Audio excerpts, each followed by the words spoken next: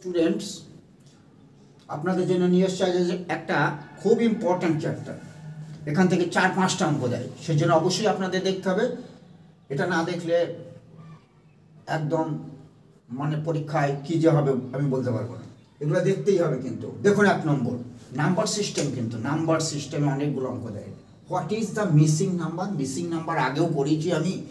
তো দেখুন, missing number এটা কন্টিনিউ হলে আমি কি বলেছিলাম, যেটা এরকম দেখতে না, এটা 1 বেড়েছে, এটা কত বেড়েছে বলুন তো? এটা 1 বেড়েছে, এটা বেড়েছে 8, আর এটা বেড়েছে কত দেখুন না, 1 8 8, এটা দেখুন 27 বেড়েছে, তাই না? তাহলে এখান থেকে কি আইডিয়া হচ্ছে না, 1-এর কিউব বেড়েছে, 2-এর কিউব মানে 8 বেড়েছে, 3-এর কিউব মানে 27 বেড়েছে। তাহলে এখানে বাড়বে কত? 27, 3-এর কিউব 27, তাহলে 4-এর কিউব 64 বেড়েছে, তাই না? 4-এর কিউব 64, দেখুন 64-র সঙ্গে এটা যোগ করলে এটা হয়ে যাবে। তাহলে এখন কত বাড়বে? 4-এর কিউব হয়ে গেলে 5-এর কিউব বাড়বে, 5-এর কিউব মানে কত? 125 বাড়বে, কত হবে? তাহলে এখানে কত হবে দেখুন, 226 হবে। দেখে নিন, ভালো করে দেখে নিন। এটা ভালো, কিন্তু এটা ভালো সিরিজ। এই সিরিজটা আমি মুছে দিলাম। দেখুন, এই সিরিজটা খুব সুন্দর সিরিজ কিন্তু। এটা হয়ে গেল। দেখুন তারপরটা দেখুন, খুব তাড়াতাড়ি হয়ে যাবে। সেই দ্য মিসিং নাম্বার, এটা লেখাই আছে ওইটাই। মানে 32, 19 এটা কমতে যাচ্ছে। কত কমতে যাচ্ছে আমাকে দেখতে হবে না? কন্টিনিউ সিরিজের এইখানে গিয়ে উত্তর হবে, তাই না কি? তাহলে এইখান থেকে 32 থেকে 19 কত কমেছে? 9 9 9 আর 3 12, তাই না? তাই নাই কি? 9 3 12, হাতে আছে 1 2 13, এটা 13 কমলো। এখান থেকে কত কমলো এটাই বুঝতে পারছি, 11 কমলো। তাহলে 13 11 এইরকম যদি কমতে থাকে, তাহলে দেখুন তো এখানে 13 11 এই যে মৌলিক যে সংখ্যাগুলো আছে তার সিরিজ তো জানা আছে না? প্রথমে হচ্ছে 2 3 5 7 11 13, তাহলে এখানে 7 কমিয়ে হবে, তাই না? তাহলে এখানে 8 থেকে 7 কমালে কত হয়ে যাবে? এখানে 8 থেকে 7 কমালে এই যে 1 উত্তর। ঠিক আছে, 1 উত্তর। এই দুটোই ভালো সিরিজ, সেই জন্য এই অঙ্কের মধ্যে এটা আমি রেখেছি। দেখুন ভালো করে তারপরে অঙ্কটা, এগুলো খুব ইম্পর্টেন্ট, মনোযোগ দিয়ে দেখবেন। তারপরে when n is divided by 6, n মানে এখানে কি আছে আমার জানা নেই, n আছে, তখন 6 দিয়ে ভাগ করলে আমার কত থাকে? রিমাইন্ডার থাকে 4। এই যে এখানে 4 রিমাইন্ডার থাকে, ঠিক আছে? when n মানে এই যে n কে আমরা যদি is divided by 6 6 দ্বারা ভাগ করি, তাহলে রিমাইন্ডার হয় 4। তাহলে when 2n, এই n টা হয়ে যাবে কত? 2n হয়ে গেলে তখন when is divided by 6, তখন যদি 6 দিয়ে ভাগ করা যায় তখন কত অবশিষ্ট থাকবে? আচ্ছা, এটা n ছিল, এটা 2n হয়েছে না? তাহলে 4-এর জায়গায় এখানে কত হবে? 8 অবশিষ্ট থাকবে। তাহলে 8 অবশিষ্ট থাকলে আমি 6 দিয়ে ভাগ করছি, তাই না? এই 6 দিয়ে ভাগ করলে তাহলে এখানে আরেকবার গিয়ে কত হয়ে যাবে? এখানে তখন তো আবার 2n হয়ে গেলে সংখ্যাটা বেড়ে যাবে না? তাহলে 6 আরেকটা বার গিয়ে এখানে 6 গিয়ে দেখুন 2, 6 এর কয়েক 8, 6 আর 2 8। তার মানে কিচ্ছু না, এই অঙ্কগুলোর কিছু না। এখানে যখন 6 দিয়ে ভাগ করে 4 করছি, তখন যেহেতু বলেছে 2n, যদি সেম বলতো, আরেকটা অঙ্ক রেখেছি, যদি সেম বলতো সেটা একরকম হতো, ঠিক আছে? সেম বললে, আর এটা তো সেম না, ডাবল হয়ে গেছে না, nটা 2n হয়ে গেছে। তাহলে 6 দিয়ে যদি ভাগ করি, তাহলে 4 রিমাইন্ডার যদি থাকে, তাহলে 2n কে যদি 6 দিয়ে ভাগ করি কত রিমাইন্ডার থাকবে? এই তো প্রশ্ন না? তাহলে এখানে প্রশ্ন হচ্ছে, তাহলে এখানে 4 দুগুণে 8 করে নেবেন। এই যে 4, এটা n এর জায়গায় 2n হয়েছে, তাহলে 4 দুগুণে 8, 8 কে আবার 6 দিয়ে ভাগ করলে কত হয়? 6 কে 6, রিমাইন্ডার 2 থাকে না? হ্যাঁ 2 থাকে, রিমাইন্ডার থাকে 2। ভালো অঙ্ক কিন্তু, যে কটা অঙ্ক নিয়ে এসছে সব কটাই পরীক্ষায় দেওয়া, এবং এগুলা অনেক কটা অঙ্ক থাকে, একটা জানা 4-5টা অঙ্ক থাকবে। যে কোনো পরীক্ষাতে 4-5টা নাম্বার সিস্টেম অঙ্ক থাকবে, সিম্পলিফিকেশনের এর ভিতরেই পড়ে। দেখুন তারপরের অঙ্কটা, এ number x when divided by 289, এটাও সেই একই। এখন এরকম প্রশ্ন দিচ্ছে কিন্তু, x a b c এগুলো জুড়ে দিচ্ছে। হ্যাঁ, এখন একটু স্ট্যান্ডার্ড প্রশ্ন হয়ে গেছে। আগে যে এত দিয়ে ভাগ করলে এত, এরকম না, এখন x a n এইসব দিয়ে মানে একটু ঘাবড়ে দিচ্ছে স্টুডেন্টদের। তাহলে যখন এ number x when divided by 289 দিয়ে যখন x কে ভাগ করব, তখন 18 রিমাইন্ডার থাকবে। এটাকে রিমাইন্ডার বলে। এইগুলো অনেক হয়েছে, আমার কি হয়েছে জানার দরকার নেই। 18 রিমাইন্ডার থাকে অ্যাজ দ্য রিমাইন্ডার, মানে 18 রিমাইন্ডার হিসেবে থাকে। x কে যদি 289 দিয়ে ভাগ করি, তাহলে 18 রিমাইন্ডার থাকে। তাহলে বলছে 17 দিয়ে যদি দ্য সেম নাম্বার বলেছে, এখানে কিন্তু অন্যটা না, the same number is divided by 17। এই যে 17 দিয়ে ভাগ করলে কত হবে? তো এটা তো বড় না, এটা 17, এটা এর একটা গুণিতক হবেই আর কি, ওটা আপনার দেখার দরকার নেই। শুধু দেখবেন কি এখানে 289কে এক্সকে 289 দিয়ে গুণ করে 18 হয়েছে, তাহলে এই যে 18 এই 17 দিয়ে ভাগ করলেও এক জায়গায় 18 আসবে কিনা, সেই 18কে 17 দিয়ে বিয়োগ করলেই হয়ে যাবে। তাহলে 18কে 17 দিয়ে আরেকবার যায়, তো 18কে 17 দিয়ে আরেকবার যায়, তাহলে কিচ্ছু না, শুধু 18কে 17 দিয়ে ভাগ করলে যেটা রিমাইন্ডার হবে সেটাই হবে উত্তর 1, এটার হবে 1 উত্তর। কিচ্ছু নেই, এগুলো কিছু দেখার দরকার নেই।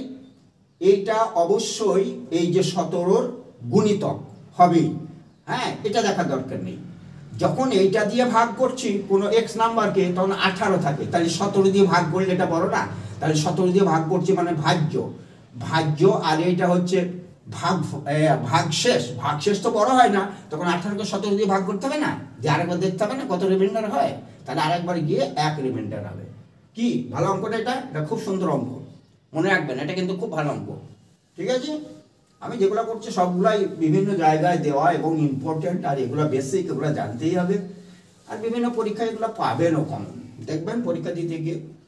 তারপর দেখুন the difference of a number, the difference, এটা ডিফারেন্স মানে পার্থক্য, ডিফারেন্স মানে পার্থক্য of 2 digit from the number, 2 ডিজিটের from the number formed by, তাহলে the difference of a number of 2 digits মানে দুটো ডিজিট, এখানে কি আছে আমার জানা নেই, এককের অঙ্ক 10-এর অঙ্ক, এই যে দুটো ডিজিট, এই দুটো ডিজিটের ডিফারেন্স, যেমন এখানে যদি 4 ধরি এখানে 2 ধরতে পারি, তাহলে ডিফারেন্স কত হয়েছে? 2 হচ্ছে।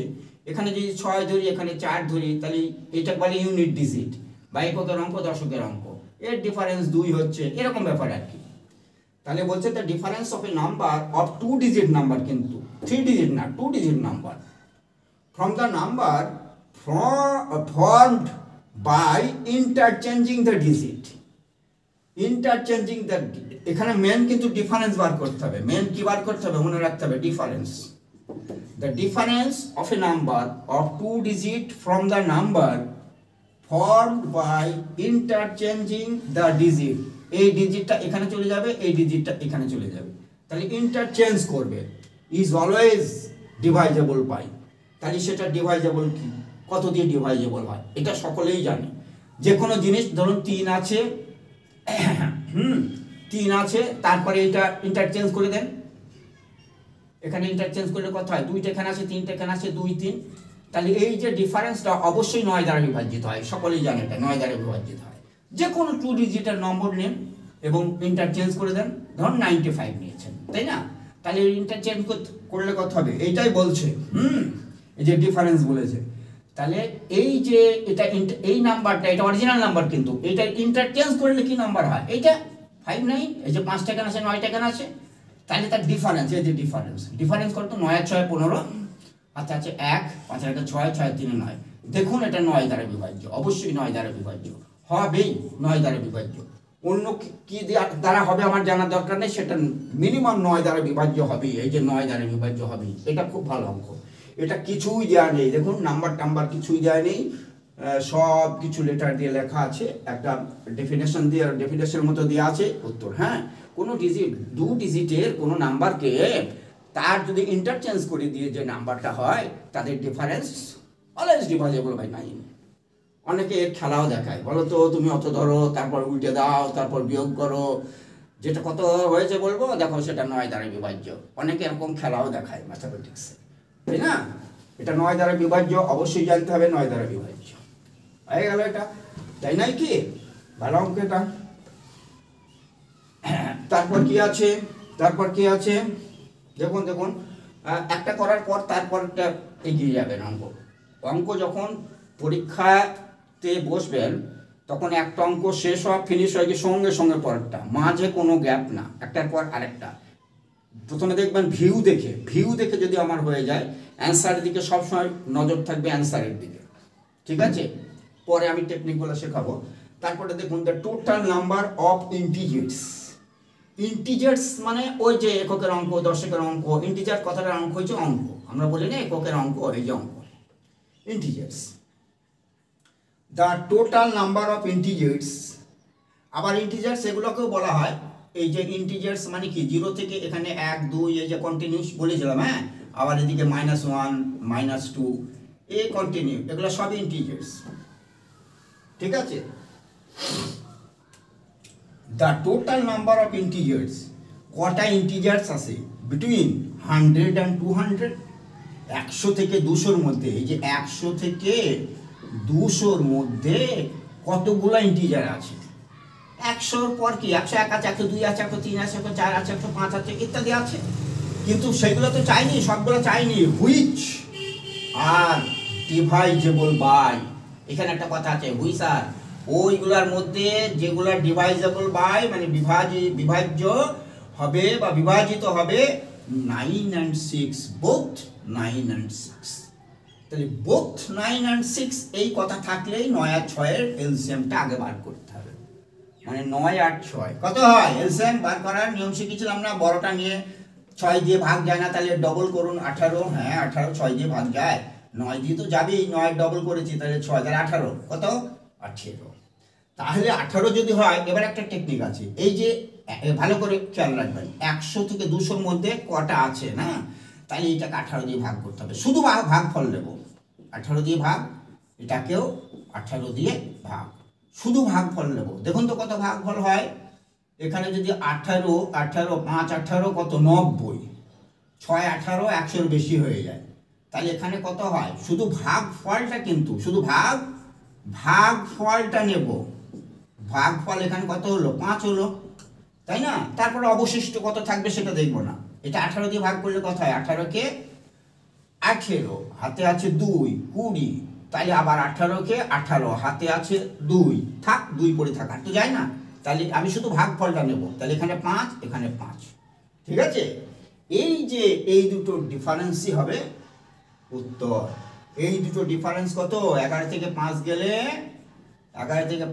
6, 6টা নাম্বার আছে মাত্র, এর মধ্যে যে নাম্বার আছে সেটা both 9 and 6 divisible by both 9 and 6, both 9 and 6 মানে 18 দ্বারা বিভাজ্য, তার মানে 18 দ্বারা বিভাজ্য এর ভেতরে কটা নাম্বার আছে, এই যে 6টা নাম্বার আছে। কি করে বার করলাম, এই যে লসাগু বার করলাম, কিচ্ছু না, এটাকে ভাগ দেবো, যে ভাগ ফলটা খালি নেব, এটাকে 18 দিয়ে ভাগ করব, ভাগ ফলটা নেব, ভাগ ফলের ডিফারেন্স করলেই উত্তর বেরিয়ে গেল। ভালো অঙ্ক, এটা ইম্পর্টেন্ট অঙ্ক, এত সহজ করে দিচ্ছি, তারপরে যেহেতু প্র্যাকটিস করবেন, কেন হবে না, না হওয়ার কোনো কারণই নেই, মানে এমনভাবে করতে হবে যে আমরা পারি, উই ক্যান আমরা পারি। দ্য লিস্ট নাম্বার, লিস্ট মানে ক্ষুদ্রতম সংখ্যা, লিস্ট মানে কি ক্ষুদ্রতম সংখ্যা, which must be added to, কোন ছোট সংখ্যা সেটা অ্যাড করতে হবে এই যে এর সঙ্গে 6709, এর সঙ্গে অ্যাড করলে to make it exactly divisible by 9, সেটা 9 দ্বারা বিভাজিত হয়ে যাবে, মানে মিলে যাবে, 9 দিয়ে ভাগ করলে, 9 তো এটা, হ্যাঁ 9 দিয়ে ভাগ করলে মিলে যাবে। তাহলে দেখা যাক আর কত লাগে, অ্যাডেড বলেছে, হ্যাঁ অ্যাডেড, দেখি ভাগ করে দেখলে হয়ে যাবে, আর কিছু নাই, 9 9 9 9 7 9 63, ঠিক আছে না, 4 4 আর এখানে এই যে 0 নামলো, আবার 4 9 36, 4 9 ভাগটা করতেই হবে আর কি, তারপর কি 4 9 36, 5 9 45, কই মিলল কই, এই যে 4 অবশিষ্ট আছে, তাহলে আর কত থাকলে 9 একবার যেত, দেখুন তো ক্ষুদ্রতম বলেছে, তাহলে এই 4-এর জায়গায় এই আর কত থাকলে 9 দ্বারা বিভাজিত হতো, তাহলে এখানে যদি আর 5 বেশি থাকতো, তার উত্তর হবে কত হবে 9 -4, 9 -4, মানে আর যদি 5 থাকতো, মানে 5 যদি অ্যাড করতাম, তাহলে আমার এখানে 9 অবশিষ্ট থাকতো, 9 কে 9 মিলে যেত, এক্স্যাক্টলি ডিভাইজেবল বাই, ঠিক আছে। দেখুন আবার যদি বলে সাবট্রাক্টেড, দেখুন এটা খুব ইম্পর্টেন্ট অঙ্ক, কিন্তু দুটোই কিন্তু একই ধরনের, যদি বলতো সাবট্রাক্টেড, এই অঙ্কটাই ধরুন বলতো সাবট্রাক্টেড, এটা অ্যাডেড বলেছি কিন্তু, তার মানে এই 4-এর সঙ্গে আর কত দিলে 9 দ্বারা বিভাজিত হবে। আর যদি বলে সাবট্রাক্টেড তাহলে কি 4-ই উত্তর হতো না? এই 4টা যদি কমিয়ে দিতাম তাহলে ঝামেলাই থাকতো না, এখানেই মিলে যেত। কি তাহলে সাবট্রাক্টেড মানে 4 উত্তর। সেখানে কত হবে ভালো করে বুঝে নেন, কিন্তু আবার বলার দরকারে আবার বলুন। দেখুন এইটার সঙ্গে কোন ক্ষুদ্রতম সংখ্যা যোগ করলে এটা কিন্তু পারফেক্ট স্কোয়ার না, এখানে বলেছি কিন্তু exactly divisible by perfect square না, এখানে বলছি এক্স্যাক্টলি ডিভাইজেবল বাই 9 দ্বারা একদম বিভাজিত হয়ে যাবে। তাহলে 9 দিয়ে ভাগ করে দেখলাম এখানে কত থাকছিল, 4 থাকছিল। তাহলে অ্যাডেড টু মানে এর সঙ্গে আর কত দিলে 9 দ্বারা বিভাজিত হবে, মানে এর সঙ্গে আর 5 দিলে হবে না, তাহলে 9 থেকে 4 বিয়োগ করলে 5, আর 5 অ্যাড করলে 5 যদি অ্যাড করতাম তাহলে ডিভাইজেবল বাই 9। এবার যদি বলতো সাবট্রাক্টেড তাহলে এটা হটিয়েই দিতাম, তাহলে 4ই উত্তর হতো, কারণ 4 সাবট্রাক্ট করলে 4 কমে যেত, এই যে মিলে যেত 9 দিয়ে। কি সুন্দর বোঝা গিয়েছে না? সেই জন্য আমি পরপর অঙ্কগুলো সিলেকশন করে রাখি যাতে একটা থেকে আরেকটা ঠিক মতো বোঝা যায়। আর যারা যারা দেখছেন প্রত্যেকে বলছি সাবস্ক্রাইব করে রাখুন চ্যানেলে, আমি কিন্তু শেষ না ছেড়ে শুনবো না। আর 6 মাস অনলাইন ফ্রি কোচিং আমার আছে, 6 মাস, 6 মাসের মধ্যে ফেব্রুয়ারি গেল, আর ক মাস, 5 মাস, 6 মাস আমি ফ্রি কোচিং দেবো, সমস্ত কিছু করিয়ে দেবো। আপনারা দেখতে থাকুন। Thank you.